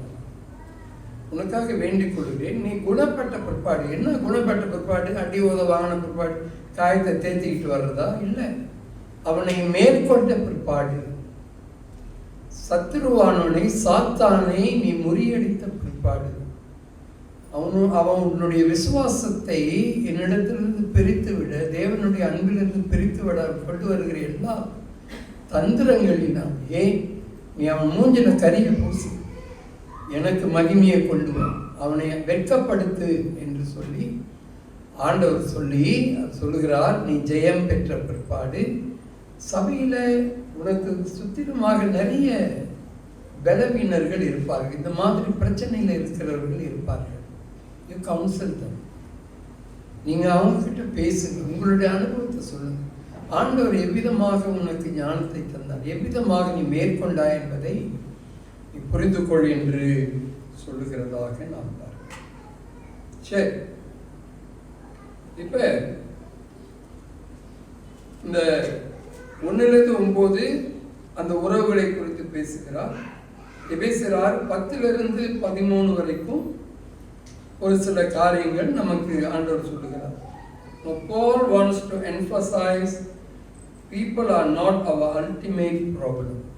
நம்முடைய சக விசுவாசிகள், அம்மா பிள்ளை, அப்பா பையன், அல்லது சபையில் போதகர் சபையார், இந்த உறவிலே they are not the ultimate problem. ஒரு பிரச்சனை வரும்பொழுது மனிதர்கள் ஒரு முக்கியமான, அவர்கள்தான் எல்லாத்துக்கும் காரணம் என்று அல்ல. இங்கே நம்மை விளங்க செய்கிறது என்னவென்றால்,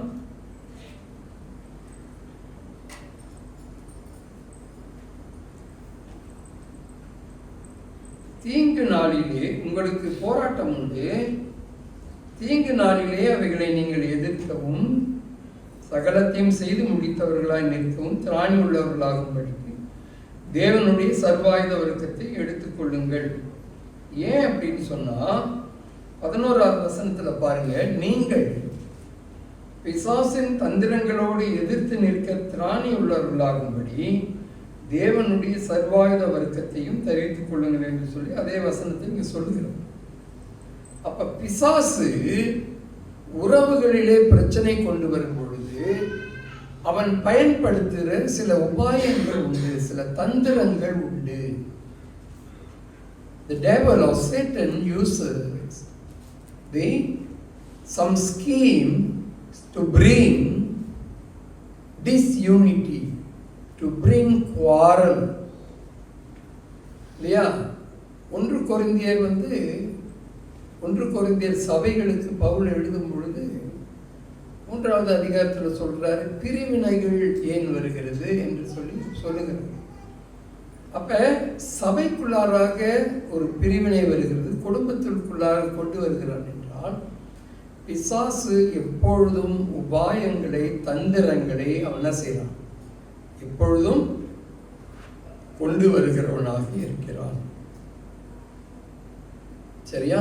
ஆதாம் ஏவாளை ஏதேன் தோட்டத்திலே வஞ்சித்த பிற்பாடு அடுத்தது காயின் ஆபேலை கொலை செய்கிற காரியம் வருகிறது. பாவம் வந்துருச்சு இல்லையா? அப்ப காயினுடைய உள்ளத்தில் அவன் தூண்டுகிற காரியம் பாருங்க, பொறாமையும் எழும்பி கொலை செய்கிறதுமான இடம் கொடுத்தா, அந்த தந்திரங்களுக்கு இடம் கொடுத்தா அது என்ன ஆகும்? பெரிய ஒரு பிரச்சனையில கொண்டு போய் அது சேர்க்கிறதாக இருக்கு என்று பார்க்கிறோம். யாரும் இப்படி நடக்கும், இப்படி ஆரம்பிச்சா இப்படி நடக்கும் அப்படின்ற ஒரு யோசனையோட தேவ பிள்ளைகள் இந்த காரியத்தை செய்யறதில்லைன்னு நான் நம்புறேன். ஆனால் ஒரு சில இந்த சீரியல்லாம் பார்க்கும்போது டிவியில் எப்படி சிண்டு முடிச்சா யார் பிரிவா, யாரை துரத்தி விடலான்றத இதெல்லாம் நிறைய கற்றுக் கொடுக்குறாங்க டிவி. ஆனால் தேவ பிள்ளைகளுக்கு அந்த பிரச்சனை இல்லை. ஏன்? நாம் எல்லாரும் ஒரே இரத்தத்தினால் கழுவப்பட்டு ஒரே தேவனுக்கு கீழாக ஞானஸ்நானம் பெற்று எல்லாரும் தேவ சபையிலே அன்புள்ளவர்களாக குடும்பத்திலே தெய்வீகத்தை வெளிப்படுத்துகிறவர்களாக இருக்க வேண்டும். அப்படி என்றால் வாய்ப்பு கிடைத்தால், அப்ப ஆண்டவர் காயின் இடத்துல பேசுகிறார், நீ நன்மை செய்தால் உனக்கு மேன்மை இல்லையோ, பாவம் செய்தால் நீ தீமை செய்தால் பாவம் வாசப்படியிலே படுத்திருக்கும். சரியா? you just need a place. கதவை திறந்தா உள்ளுக்கு நுழைஞ்சிருந்தது. பாம்பு கீழே தானே இருக்கும். பாம்பு ஆதாம் காலத்துல நடந்து வந்துச்சு என்னன்னு தெரியல, அது படம் ஊர்ந்து போகும்படி சொல்லிட்டாரு. ஆனால் சர்ப்பம் தந்திரம் உள்ளது, பாவத்தை கொண்டு வருகிற பிசாசு அதை பயன்படுத்தினபடினாலே அதனுடைய தன்மையில நீ கதவை திறந்தால் அது உள்ளே கீழே வந்துடும். நம்ம யாராலும் கதவை திறந்து பார்த்தோமா இது போயிடும், இடம் கொடுத்தோம் என்றால். ஆனால் இயேசு கிறிஸ்து அப்படி அல்ல, அவர் தட்டுகிறவர். He knocks the door. Alright, கதவை திறந்தால் நீ அனுமதித்தால் இயேசு கிறிஸ்து வருவார். பிசாசுக்கு அது அல்ல. அவனுடைய தந்திரங்களை நாம் அறிந்து கொள்ள வேண்டும் என்று நாம் நினைவில் கொள்ள வேண்டும். மக்கள் நமது அல்டிமேட் பிரச்சனை அல்ல என்பதை, உண்மையான போராட்டம் மாம்சத்திற்கும் இரத்தத்திற்கும் எதிரானது அல்ல, ஆனால் பரலோகங்களில் உள்ள தீய சக்திகளுக்கு எதிரானது. சரி, இந்த தீய சக்தியை குறித்து ஆண்டவர் என்ன சொல்றாரு?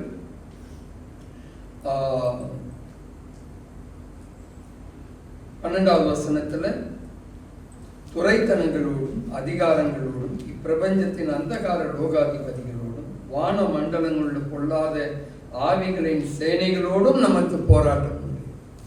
அது ஒரு சேனை இல்லையா? பிசாசு எல்லாத்தையுமே ஒன்றா செஞ்சிட முடியாது. அது அதோட குரூப்லாம் வச்சிருக்கு. ஓகேயா? யார் யார் எப்படி போய் கவுத்து விட முடியும் என்று சொல்லி some schemes are prepared for the believers. இப்போ துறைத்தனங்கள் என்றால் என்ன? பிரின்சிபாலிட்டிஸ். பிரின்சிபாலிட்டிஸ் ஆட்சி நடத்துகிற ஆவிகள். அதிகாரங்கள், பவர்ஸ், அதிகாரம் செலுத்தும் ஆவிகள், அசுத்தாவிகள் சொல்லும். அப்புறம் இப்பிரபஞ்சத்தின் அந்தகார லோகாதிபதிகள், rulers of darkness of this world, இருள் நிறைந்த உலகை ஆளும் சக்திகள், வான மண்டலத்தின் பொல்லாத ஆவிகள், spiritual darkness in high places, வானுலகில் உள்ள பொல்லாத ஆவிகள். பிரியமானவர்களே, தேவ பிள்ளைகள் கர்த்தருக்குள் வந்த பிற்பாடு வேதத்தை வாசிக்க, தேவனோடு நெருங்க, ஆவிக்குரிய ரகசியங்கள், ஆவிக்குரிய உலகத்தை ஆண்டவர் தேவ பிள்ளைகளுக்கு காண்பிக்கிறார். அந்த உறவுல இல்லாமல் இருந்தோமா, we will be very shallow in the Christian spiritual world. இப்போ ஆண்டவர் வசனத்தின் மூலமாக எச்சரிக்கை செய்கிறார். போராட்டம் உண்டு, வான மண்டலங்களில் கிரியை செய்கிறது, அதனோடே தான் நமக்கு என்னது? யுத்தம் என்று அவர் சொல்கிறார் என்பதை நாம் பார்க்கிறோம். ஆன்மீக போர் என்பது ஆன்மீக உலகில் உள்ள மோதலாகும். இது உலக ரீதியில் மக்களை பாதிக்கிறது. வான மண்டலங்கள் உடைய மோதல்கள் சரீரத்திலே ஜனங்களை பாதிக்கிறது. இப்ப பிசாசனுடைய ஒரு தலையாய நோக்கம் என்ன? ஜனங்கள் ரட்சிப்பை கேட்கக்கூடாது, அவருடைய ஆவிக்குரிய கண்கள் திறக்கக்கூடாது, இருளிலே இருக்கணும், விக்கிரக ஆவியோடையே இருக்கணும், அவர்கள் சீர்கேடுகளிலேயே ஜனங்கள் காணப்படணும். இன்றைக்கு அப்படித்தானே நடக்குது. நம்முடைய இந்திய சமுதாயம் எடுத்துக்கொண்டோம்னா அவிதமான ஒரு உலகத்திலே காணப்படுது. அவர்கள் கண்கள் குருடாக்கப்பட்டபடியினாலே சுவிசேஷத்தின் வெளிச்சத்தை தெரியாமல் இருக்கிறார். ரைட்டா? அப்ப தேவனை அறிந்த நாம், சுவிசேஷத்தை அறிந்த நாம், அவர்களுக்கு சுவிசேஷத்தை சொல்லி தேவனுடைய வெளிச்சத்தை அங்கே கொண்டு வருவதற்கு கருவிகளாக இருக்க வேண்டும் என்று நாம் பார்க்கிறோம். அடுத்து நம்ம என்ன பார்க்கிறோம்னா, நாம் இங்கு எதிர்கொள்ளும் அன்றாட பிரச்சனைகள் அங்கே வேரூன்றி உள்ளன. ஆனால் முக்கியமாக போரில் போராட உங்களுக்கு தேவையான வளங்களும் அங்கே உண்டு. இப்போ செய்திக்கு வர்றேன். இந்த ஆவிக்குரிய மண்டலத்தில் நடக்கிற போராட்டங்கள் நம்முடைய personal life, family life, church life, community life, இதை தவிர்த்து ஊழியங்களிலே வரும் பொழுது ஆவிக்குரிய மோதல்களிலே அது சரீரத்தின் ஜனங்களுடைய வாழ்க்கையை பாதிக்கும். சரியா? ஆக தேவ பிள்ளைகள் இந்த காரியங்களிலே தெளிவுள்ளவர்களாக இருப்போம் என்றால், ஒரு பிரச்சனை வரும்பொழுது அதை ஆண்டவருடைய பாதத்திலே வைத்து அதை ஆலோசனை கொடுக்கிற தேவனிடத்திலே அந்த ஞானத்தை பெற்று அதை நம்ம என்ன செய்யணும்? முறியடிக்கணும். அல்லது பிசாசினுடைய அந்த தாக்கங்கள் வரும்பொழுது நேரடியாக தேவன் நமக்கு கொடுத்திருக்கிற வளங்கள், Lord has given the resources to fight against, to battle against, அது போர் என்றே சொல்லுகிறார் என்பதை நாம் பார்க்கிறோம். பிரியமானவர்களே, ஆண்டவர் கொடுத்திருக்கிற அந்த ஆசீர்வாதத்தினாலே, வாக்கு தத்தங்களினாலே, உன்னதங்களில் ஆவிக்குரிய சகல ஆசீர்வாதங்கள், இவற்றை நாம் பயன்படுத்த வேண்டும். உயிர்த்தெழுந்த வல்லமை நமக்கு, இயேசு கிறிஸ்துவை உயிரோடு எழுப்பின தேவன் அந்த உயிரோடு எழுப்பின அதே வல்லமையை தான் இன்றைக்கு நமக்கும் கொடுத்திருக்கிறார். there is no difference. இயேசு கிறிஸ்து தனியாக ஒரு வல்லமை, விசுவாசிகள் அப்படி அல்ல, ஒரே வல்லமை தான் கொடுத்திருக்கிறார். எப்படி இயேசு கிறிஸ்து அந்த பிசாசை முறியடித்தாரோ, சிலுவையிலே அவனை கொன்று அவனை முறியடித்தாரோ, அதே வல்லமையை தான் நமக்கும் தேவன் கொடுத்திருக்கிறார் என்று பார்க்கிறோம். நிறைய வசனங்கள் இருக்கிறது, ஆனால் அந்த பகுதியை மாத்திரம் ஐ வில் ஸ்டிக் ஆன் என்று நான் விரும்புகிறேன். சரி பிரியமானவர்களே, இப்போ 13வது வசனத்திலிருந்து நம்ம பார்த்தோம் என்றால் பாருங்க, 10லிருந்து 13ல் ஒரு சில கட்டளைகளை கொடுக்கிறார். God gives some commands. It's not a suggestion.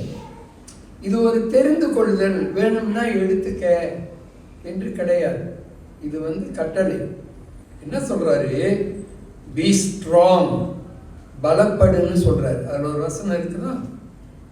அப்புறம் புட் ஆன், சர்வாயுத வர்க்கங்களை தரித்து கொள்ளுங்கள். அப்புறம் என்ன சொல்கிறார்?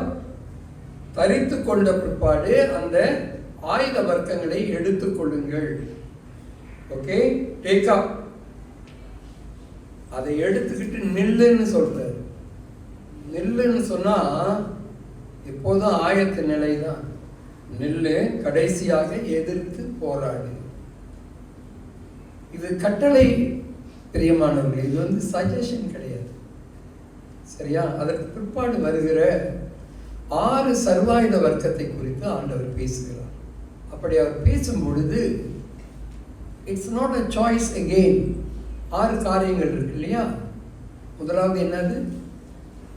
வார்பட்டைய கச்சை, வார்கச்சை. அப்புறம் நம்முடைய காலனி, மார்க்கவசம், காலனி, அதுக்கு பிற்பாடு கேடகம், அதுக்கு பிற்பாடு தலை சீரா, ஹெல்மெட்டு, கடைசியாக பட்டயம். இது உலக பிரகாரமாக நாம் பார்க்கிற காரியங்கள். இதை ஆவிக்குரிய ரீதியிலே பவுல் ஒப்பிடுகிறார். பவுலுக்கு எப்படி இந்த யோசனை வந்திருக்கும்? ஆஃப்கோர்ஸ் பரிசுத்த ஆவியானவர் ஏவப்பட்டு எழுதுனது தான் வேதம். ஆனால் அதிகமாக அவன் எங்கே செலவு செய்தான்? மிஷின் ஓடிக்கு பிற்பாடு சிறைச்சாலையில் தான் பவுல் என்ன செய்கிறான்? டைம் ஸ்பெண்ட் பண்ண. அப்போ சிறைச்சாலையில் யாரை பார்ப்பான்? எப்போதும் போர் வீரர்களை பார்ப்பான், ரோம வீரர்கள். ஒரு ரோம வீரன் யுத்தத்திற்கு நிற்கிறவன் இப்படி இருப்பான் என்று அவன் அந்த ஒரு யோசனையிலே எழுதி விசுவாசிகளுக்கு கொடுக்கிறவராக இருக்கிறார் என்று சொல்லி நாம் பார்க்கிறோம். சரியா? இப்ப ஆவியின் கனி 9ன்னு நம்ம பார்க்கிறோம். கலாத்தியர் 5:22-23 ஆவியின் கனி 9. ஒரு கனியில எத்தனை இருக்கு? 9 சுளைகள் இருக்கிறது. If you reject one, then it is not the full fruit. இப்போ ரம்புத்தான்னா கொத்தா இருக்கும், 10-15 பழம் இருக்கும். ஒரு பலாப்பழமோ ஒரு டுரியான் பழமோ ஒரே ஒரு பழத்தை எடுத்தால் எத்தனை இருக்கும்? சொல்ல நிறைய இருக்கும். ஆண்டவர் சொல்லுகிறார், ஆவியின் கனி என்பது இந்த 9 காரியமும் இருக்கு. It's not a choice. அது நமக்கு தெரிவு அல்ல. அவை எல்லாவற்றையும் பெற்றிருக்கும் பொழுதுதான் ஆவியின் கனியிலே ஜீவிப்பதற்கு நாம் தகுதி பெற்றவர்களாக இருக்கிறோம். அதுபோல யுத்தத்திற்கு ஆயத்தமாக இருக்கிற ஒரு யுத்த வீரன் இந்த போர் ஆயுத வர்க்கங்கள், சகல போர் ஆயுத வர்க்கங்களையும் தரித்து கொள்ள வேண்டும், அணிந்து கொள்ள வேண்டும், பயன்படுத்த வேண்டும், அதை கொண்டு எதிர்த்து நிற்க வேண்டும் என்று சொல்லி சொல்லுகிறதையும் நாம் பார்க்கிறோம். சரி, இப்போ இந்த 6 காரியங்களை சொல்லி நான் முடிக்க விரும்புகிறேன். முதலாவது சத்தியம், வார்கச்சை, பெல்ட். ஒரு போர் வீரன் நாம் பார்க்குறான். போர் வீரன் அவன் அணிந்திருக்கிற உடை, அதற்கு மேலே போட்டிருக்கிற மார்க்கவசம், அது முன்னுக்கு பின்னாடியும் இருக்கும் மார்க்கவசம். அதற்கு பிற்பாடு இந்த உரை, வால் வைத்திருக்கிற உரை இருக்கு இல்லையா, அதுவும் என்ன செய்யும்? இந்த 3ம் பெல்ட்டோடு இணைந்திருக்கு. அவன் சட்டையை வெளியே விட்டுட்டு போய் சண்டை போட முடியாது. சட்டை என்ன செய்யும்? பறக்கும். அல்லது வால், அந்த ஸ்வாடை சரியாக அவன் என்ன செய்யலை, பெல்ட் போட்டு கட்டலை அப்படின்னு சொன்னால் என்ன செய்ய முடியாது? ஏற்ற நேரத்தில் அவன் எடுக்க முடியாது. அப்படியாக முதலாவது சத்தியம் என்னும் வார்கச்சை, பெல்ட், ட்ரூத். ஓகே, ஒவ்வொரு கிறிஸ்தவனுடைய வாழ்க்கையிலே இந்த சத்தியம் என்னும் இயேசு கிறிஸ்து, யோவான் 17:17 இருக்குது. அவர் தான் வசனம், அவர் தான் சத்தியம். அவர் நம்மளை கம்ப்ளீட்டாக கண்ட்ரோல் பண்ணலைன்னா அது வந்து defensive mechanism. It's a defensive object. அது வந்து நம்மை தற்காக்கிற இதுதான் பெல்ட். அதில் 5 தற்காக்கிறதுக்குள்ளது, 6வது தான் போர் செய்கிறதுக்கான பட்டயம் என்று நம்ம பார்க்கிறோம். தேவ பிள்ளைகளுடைய வாழ்க்கையிலே உண்மை சத்தியம் இல்லாவிட்டால் பொய்க்கு பிதாவாகிய பிசாசினிடத்திலிருந்து பெற்றுக்கொண்டு தான் வாழும். அப்போ போரிடுவதற்கு உண்மை அவசியமாய் இருக்கிறது. Tell the truth and shame the devil என்று சொல்வார். நம்முடைய வாழ்க்கை, பழைய வாழ்க்கை, பழைய பாவம், அதை அக்யூஸ் பண்ணி சொல்லி காமிக்கலான்னு வைங்களேன். பிசாசு அதெல்லாம் வேலை. அக்யூஸர், நான் இயேசுவின் ரத்தத்தினால் கழுவப்பட்டேன். அப்போ இருந்தது பாவத்தில் ஜீவித்தேன், ஆனால் இப்பொழுது சத்தியத்திற்குள் இருக்கிறேன். இனிமேல் சத்தியத்தை தான் பேசுவேன் என்ற ஒரு உறுதிப்பாடு. 2வது பிரேஸ்ட் பிளேட், மார்க் கவசம். ஓகே, இந்த நெஞ்சு பகுதியை மறைக்கிற ஒரு மார்க் கவசம். இது எதற்கு என்று சொன்னால், எதிரியினுடைய வாள் அல்லது ஈட்டி இது ஊடுருவாதபடிக்கு. நம்முடைய பாடியில் இம்பார்ட்டன்ட் ஆர்கன்ஸ்லாம் இருக்கு இல்லையா, ஓகே, அதை தாக்காதபடிக்கு நீதி என்னும் மார்க் கவசத்தை நாம் அணிந்து கொள்ள வேண்டும். நம்முடைய வாழ்க்கையிலே முதலாவது உண்மை, பிறகு தேவ நீதி இருக்க வேண்டும். மனுஷனுக்குன்னு ஒரு நீதி இருக்குது, அந்த நீதியில் நம்ம வாழ முடியாது. நம்ம யோசிக்கிறது சரி என்று யோசிக்கிற வாழ்க்கையில் நம்ம வாழ முடியாது. தேவ நீதி எவ்விதமாக நம்மை வழிநடத்துகிறது என்பதை பார்க்க வேண்டும். தேவ நீதி, உலக நீதி இருக்குது, அதுக்கு நம்ம போக முடியாது. இப்போ உலக நீதி முதல்ல சொன்னையா இல்லையா, கோர்ட் கேஸு, அது உலகம் ஒரு நீதி வைத்திருக்கிறது. ஆனால் தேவ நீதியிலே இருக்கிறவர்கள் அங்கே காப்பாற்றப்படுவார்கள். அதை நம்ம எப்பொழுதும் அணிந்து கொள்ளணும். Okay, riches living protects us from Satan's accusation. If you are living an unrighteous life, okay, ஒரு அநீதியான வாழ்க்கை வாழுகிறோம் என்றால், இயேசுனுடைய இரத்தத்தினால் கழுவப்பட்டோம், சுத்திகரிக்கப்பட்டோம், நீதியுள்ள வாழ்க்கை வாழுகிறோம். அப்படி வாழும் பொழுது அநீதி நம்முடைய வாழ்க்கையில் காணப்பட்டால் பிசாசியை கூப்பிட்டு தாம்போலத்தில் கூப்பிட்டு, வா என்னுடைய வாழ்க்கையில் நீ வந்து இருன்னு கூப்பிட்றதுக்கு அர்த்தம். Unrighteous living. God expects a righteous living which covers, protects our chest. Okay, நம்முடைய மார்க் கவசமாக அது இருக்கிறது என்று நாம் பார்க்கிறோம். 3வதாக காலணி. ஓகே, இந்த காலணியை குறித்து என்ன சொல்கிறது? சமாதானத்தின் சுவிசேஷத்திற்குரிய ஆயத்தம் என்னும் பாதரட்சியை கால்களிலே தொடுத்தவர்களாய். இந்த காலணி வந்து ஒரு சோல்ஜருக்கு ரொம்ப முக்கியம். அது அவனை நிலைநிற்க செய்யும். The shoes he is wearing will be, it will ground him to the earth and he will stand strong. சரியா? இது எதை குறித்து சொல்கிறது?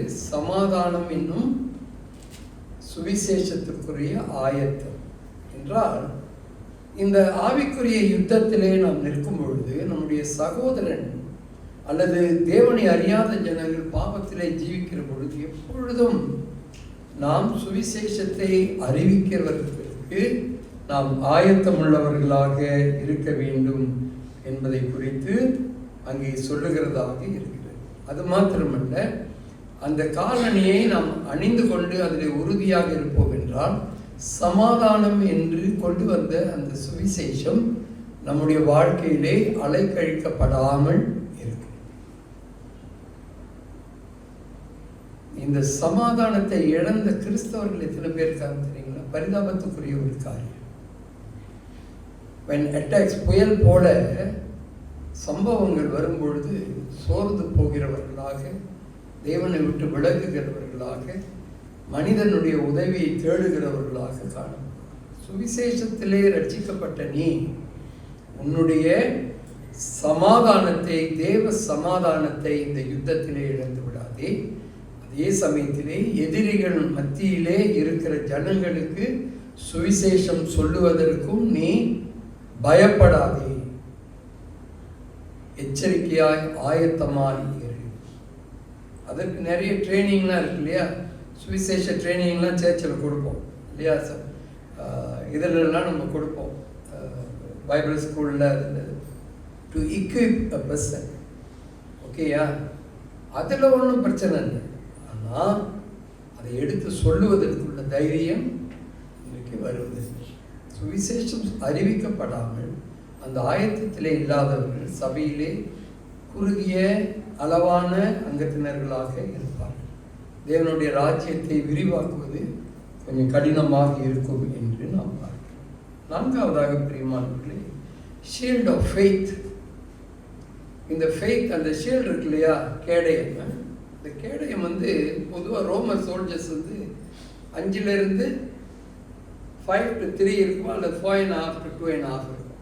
ஓகே, அகலம் உயரம் ஒரு மனுஷனையே கவரும். ஒவ்வொரு விசுவாசியும் அந்த கேடயத்தை பிடித்து நிற்போம் என்றால், அல்லது சரவுண்ட் பண்ணணும்னா, அது படத்தில் நம்ம பார்க்குறோம் இல்லையா, எதிரிகள் தாக்காதபடி எல்லாம் சுத்திரம் வட்டமாக இருப்பாங்க, எல்லாமே கேடயத்தை பிடித்து. சபை உடையாமல் போகும், சபைக்குள் எதிரிகள் நுழைய முடியாது. அது ஒவ்வொரு விசுவாசியும் வைத்துக் கொள்ள வேண்டும். அந்த கேடயத்தில் அது மரப்பலகையில் செய்திருக்கும், அதோட விளக்கம் கொடுத்துருக்குறாங்க. அப்போ அதுக்கு அந்த பலகைக்கு மேலே ஒரு தோளில் கொடுத்துருப்பாங்க. சரியா? இப்போ எதிரியை எய்கிற டாட்ஸ், அம்பு அல்லது அவன் எரிகிற அக்னியாஸ்திரங்கள் அந்த இதில் கேடயத்தில் பட்ட உடனே அது என்ன செஞ்சிடும்? கொஞ்ச நேரம் எரிஞ்சு அக்னியாஸ்திரங்கள்லாம் கீழே விடுது. அது நம்மை பாதுகாக்கிறது. அநேக குடும்பங்களில் இந்த அக்னியாஸ்திரங்களை எதிர்க்கிற இந்த கேடயம் இல்லாமல் போகுது. தகப்பன் ஒரு வழி, தாய் ஒரு வழி என்ற விதமாக கடந்து செல்லும் பொழுது குடும்பங்கள் சீரழிக்கப்படுகின்றன. இன்றைக்கு நியூ ஏஜ் என்று சொல்லுகிற ஒரு யுக்தியை பிசாசானவன் உலகத்திலே எல்லா வாலிபர்கள் மத்தியிலும் ஒரே அளவு கொண்டு வரும்.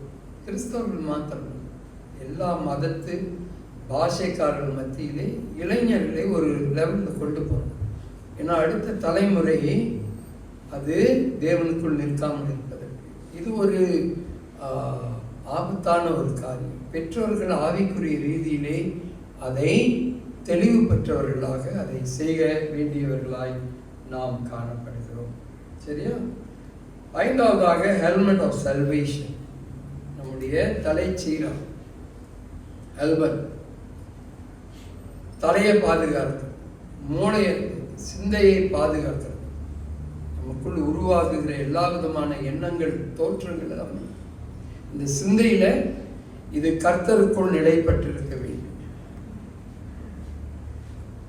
பிலிப்பியர் 2ஆம் அதிகாரத்திலே கிறிஸ்துவின் சிந்தையை, அப்ப அதை காட் பண்ணுவதற்கு, கிறிஸ்துவனுடைய சிந்தை எப்பொழுதும் இருப்பதற்கு. இது இயேசு கிறிஸ்துவனிடத்தில் இந்த பிரச்சனை போயிருந்தா எப்படி அவரு டீல் பண்ணியிருப்பார்? எவ்விதமாக பிசாசை அவர் எதிர்கொண்டார் இல்லையா வனாந்தரத்தில்?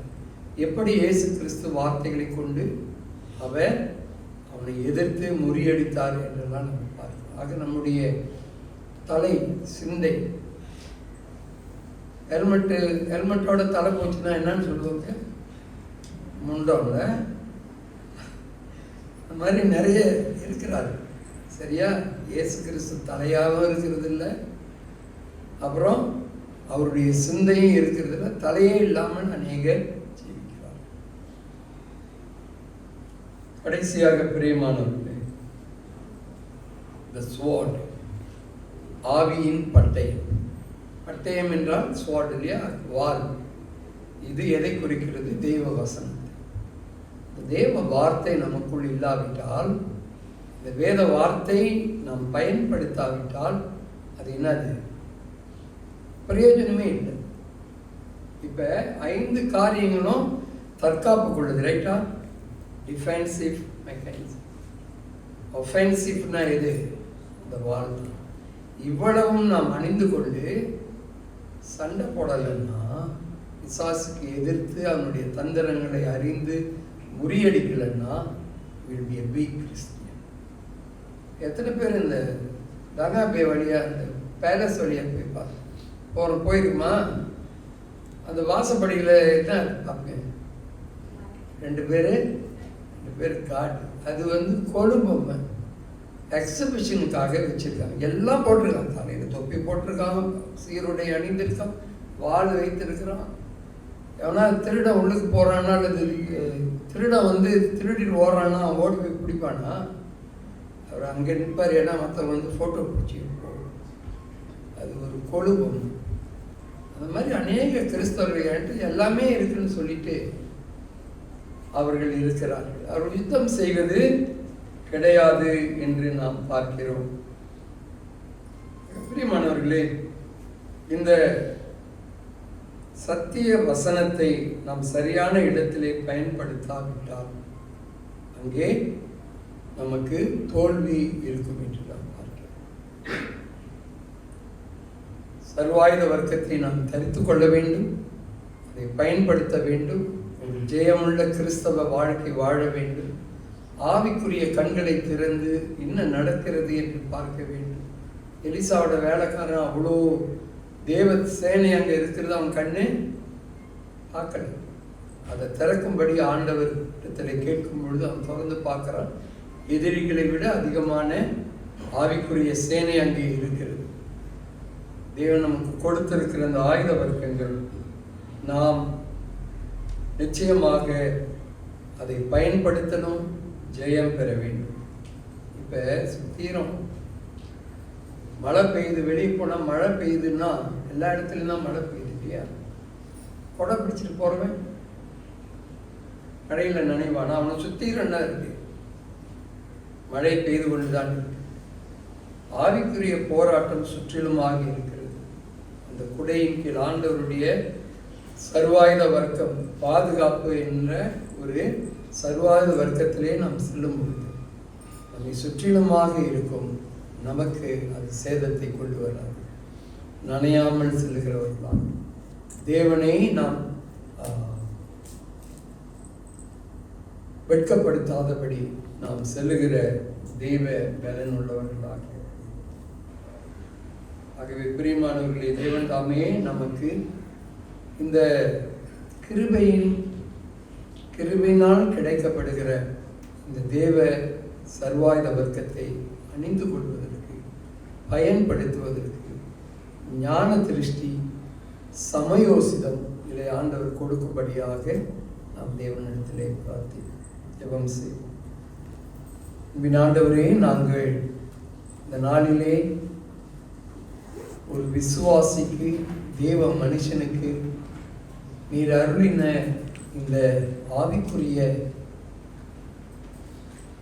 சர்வாயுத வர்க்கம், இதனுடைய பயன்பாடு, இது எங்களுக்குள் செய்கிற கிரியைகளை நாங்கள் எப்பொழுதும் ஆண்டவரை உணர்ந்து கொள்ள, எப்பொழுதும் இதை குறித்து நாங்கள் ஞானம் உள்ளவர்களாக, உணர்வுள்ளவர்களாக இருக்க கர்த்தர் உதவி செய்தல்ல வேண்டும் என்று நாங்கள் ஜெபிக்கிறோம்.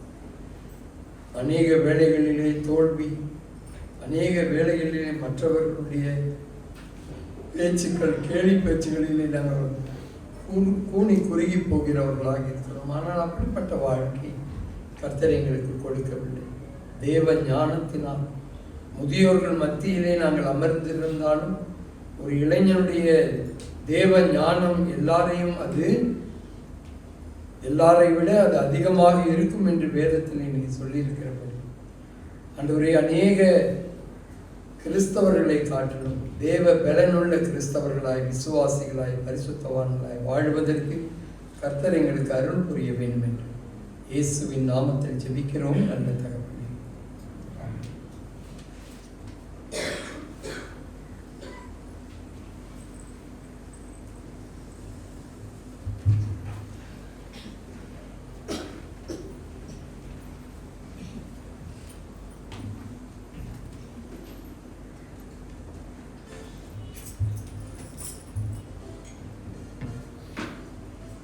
இறுதி பாடல் தொடர்வோம். சபை யாவரும் எழுந்திருந்து இந்த பாடலை பாடும்படியாக நான் கேட்டுக்கொள்கிறேன். வெற்றி கொடியை பிடிக்கிறோம் என்ற பாடலை நான் பாடுகிறேன்.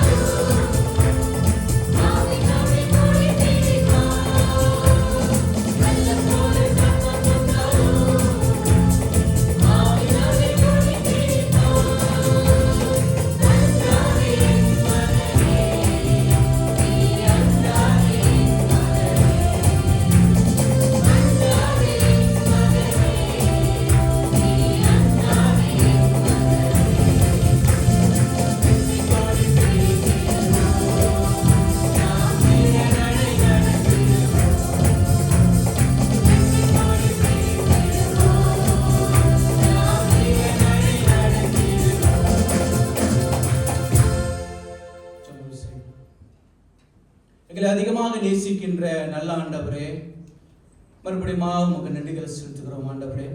இப்படியாக இந்த வேலையில் கூட ஆண்டவரே உங்களுடைய திவ்ய செய்தியை கேட்கும்படியாக நீ காரண கிருபைக்காக நன்றி செலுத்துகிறோம்.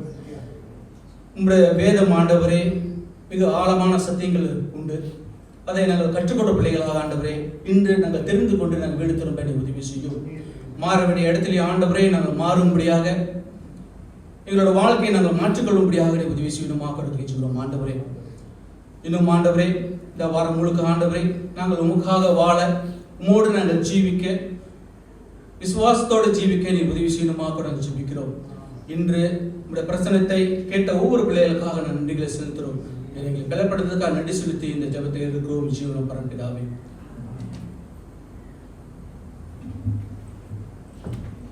ஆசீர்வாதம் பெற்றுக்கொள்வோம்.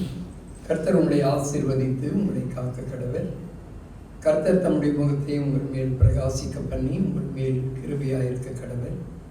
கர்த்தர் தம்முடைய முகத்தை உங்கள் மேல் பிரசன்னமாக்கி உங்களுக்கு சமாதானம் கட்டளையிட கடவர். ஆமென்.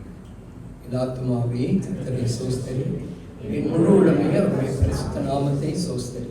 என் ஆத்மாவே கர்த்தரை சோஸ்தரி, அவர் செய்த சகல உபகாரங்களையும்